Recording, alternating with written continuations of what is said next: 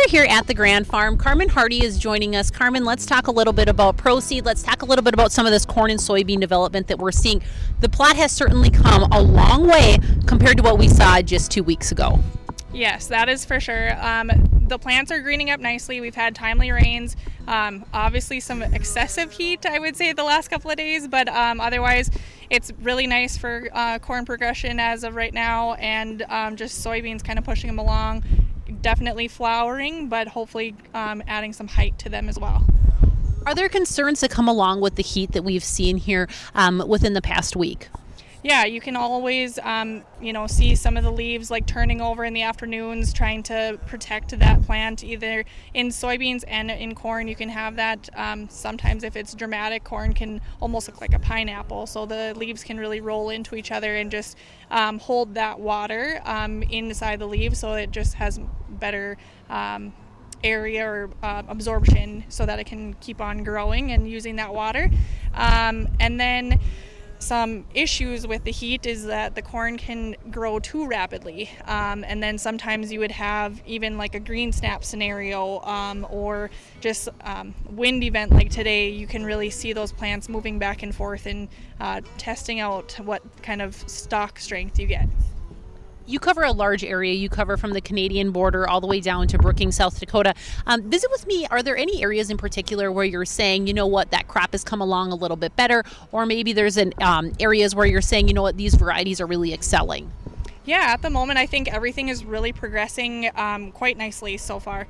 Obviously, towards the Canadian border, we're a little bit further behind than even here or in further south in Richland County, and then as we get into South Dakota. I'm heading down to South Dakota now, so I think the pictures that I've been seeing, the crop down there, that looks really nice.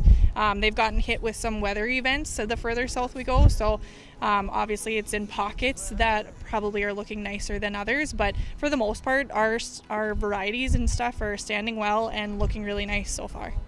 What are your biggest concerns when it comes to this crop, getting through the growing season, in particular just for the next couple of weeks? Yeah, I think some things to look out for would be just these certain weather events that we keep having, whether it's wind, rain, excessive rain in some parts, and then obviously the insect situation. Make sure you're checking on like aphid populations may be rising right now in soybeans.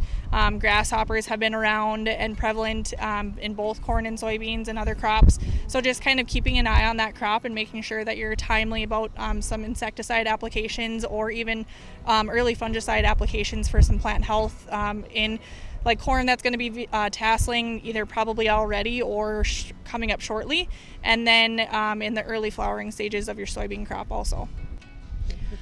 Karmen, let's talk a little bit about Proseed's legacy. We're talking 3 decades in the business. That is certainly a big milestone to reach, and Proseed's going to celebrate that, their 30 years in business. Visit with me about a fun event that's coming up in August, because they're going to make sure to celebrate and let their customers know they appreciate them. Yeah, absolutely. Keith has built quite a legacy for himself and then also for us as a family of Proseed.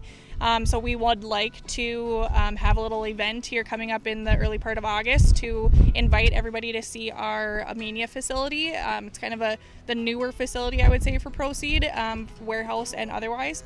And so we're probably going to have a barbecue out there and whatnot. So stay tuned for a little bit more details the next time that we get together. Once again, that's Karmen Hardy. I'm Farm and Ranch Director Sarah Heinrich for KFGO.